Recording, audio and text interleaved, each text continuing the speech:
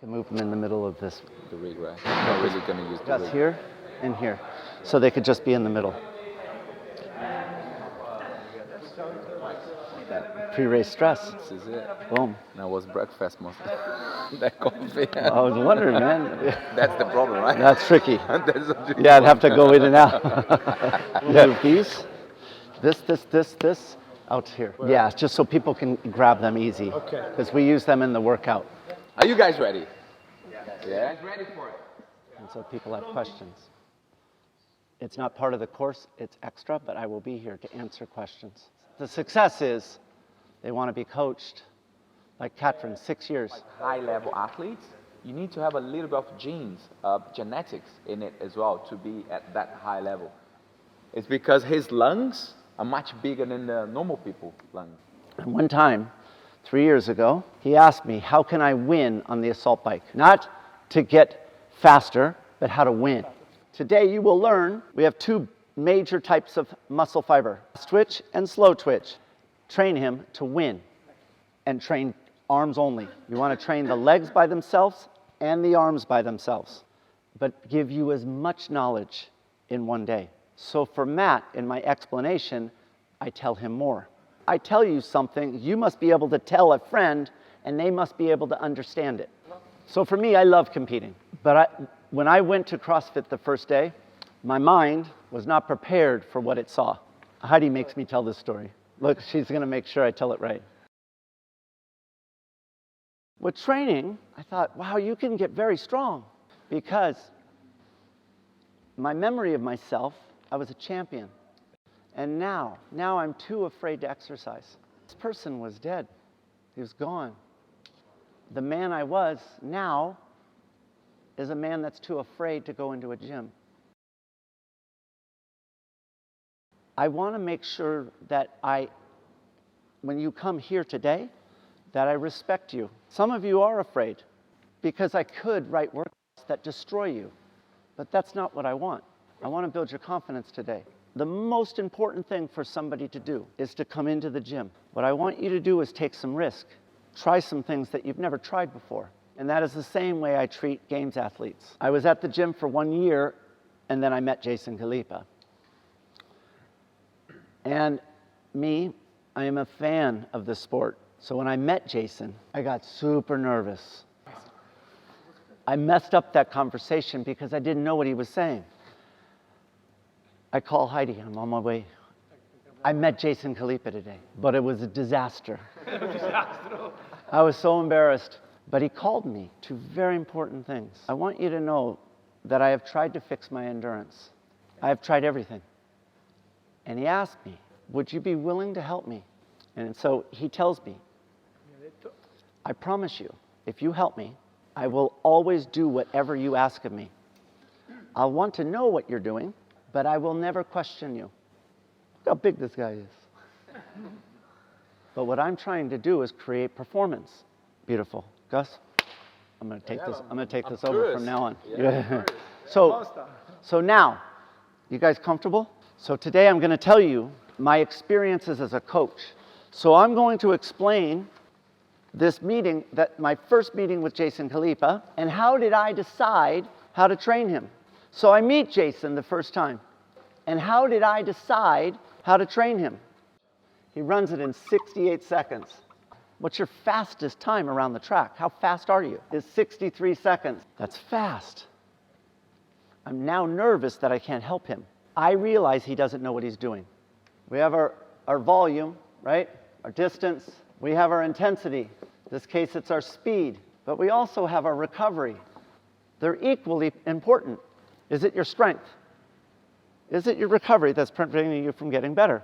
You are the athletes. You must own your own fitness. You must own your fitness. If you want to get better, you must tell the coach what is the reason why you can't do more. What I want you to look at on this chart is where does your energy come from? So if he was training speed, he was developing his anaerobic ability. Anaerobic is an energy system that your muscles can use without oxygen.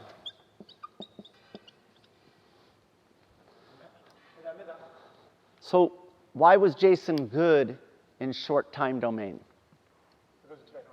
Because that's how he trained. This is what I learned in the first meeting. I want to slow him down. So I decide my very first workout I'm going to give him is a mile for time. So this is endurance. You want to maximize performance in your training to maximize your results. Anytime you see an athlete doing this, they are underperforming. So my dream, my dream, it's not just about you, Czar. Hey. Now, for me, today is a chance to learn.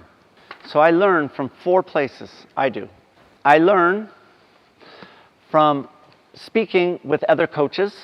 I learn from speaking with other athletes.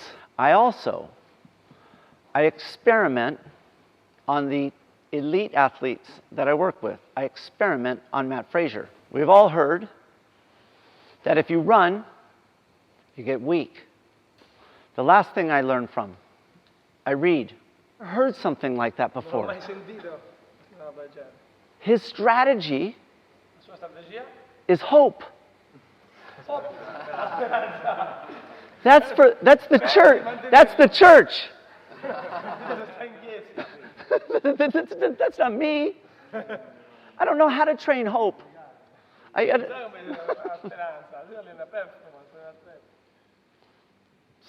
look at him, I'm like, okay, that sounds good.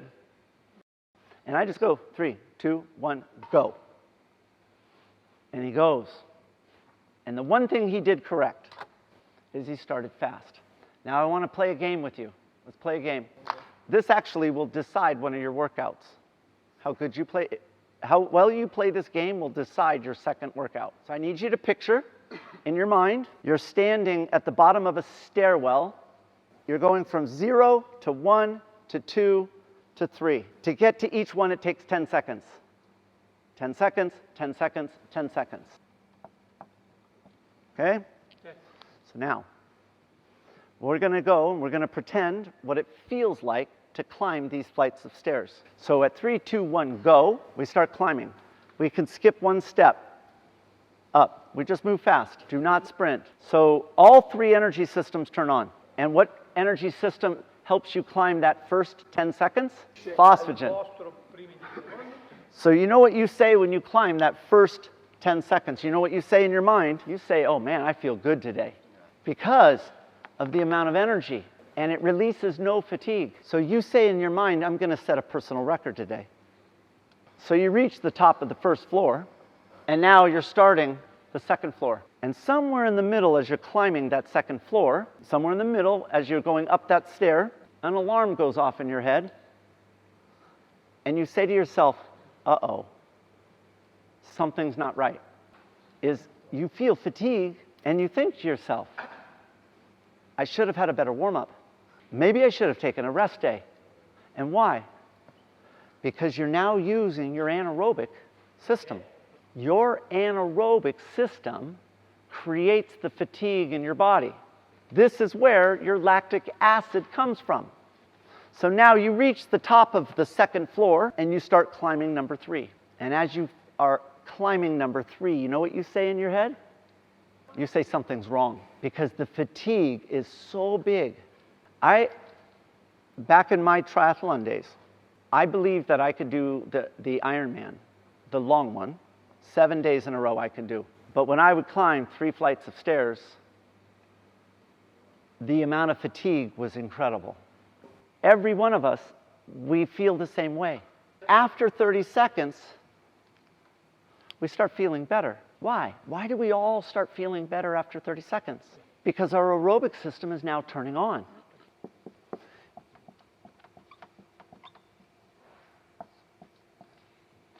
Your anaerobic, when it turns on, creates fatigue, goes to the muscles that are moving. As this fatigue builds, it spills into the neighboring muscles. So for me, how did I do Ironman? What was my strategy? What was my pacing strategy in Ironman? When we talk about pacing, what we're talking about is your balance between intensity and recovery. So you either slow down or your muscles will turn off and you'll slow down. Now, in every workout you do, there is a sticking point. My energy, I could bring it home. It's my strategy. You have to have a plan. And then when you all leave the gym and go home, you think about how well did I do with my plan. Do you think that I have any idea how hard you are working? I have no idea. So if I tell you good job, do I really know if you did a good job? There are no words that a coach can give to an athlete when they're doing this. So the only thing that comes to my head was his plan. So I just told him, I'm all, Jay, you have your hope. Use your hope to bring it home. And he looks at me and he's like, and I'm like, that's your strategy. I don't know. So Jason does a 138 and a 136. The purpose was pacing. What was your plan? What was your strategy in the workout? And she gets to her sticking point. What is her brain thinking? Right, we're in deep trouble. Something is wrong. And what happened to her was, it turned into a panic attack.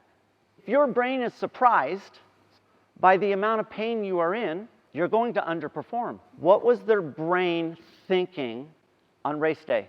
If you are always thinking it's going to be easy, there is going to be a mismatch with actual. Your perceived amount of pain must match your actual amount of pain. Okay? So your job is 3 things. You look at a workout and how much time is it going to take? Number 2 is, where's your sticking points? Your energy sticking point and your movement sticking point. And then the last one is when you hit those sticking points, how much pain are you going to be in? You know what happens for me and my thruster? My pain goes all the way up, but I know that. So what do I do after my thruster? I have to slow back down again. Can't just stay there. I must ride back until when? When can I now go above this line? A number right here, 8, 9, 10. After 8, I can go above. Why? Because the finish line is coming.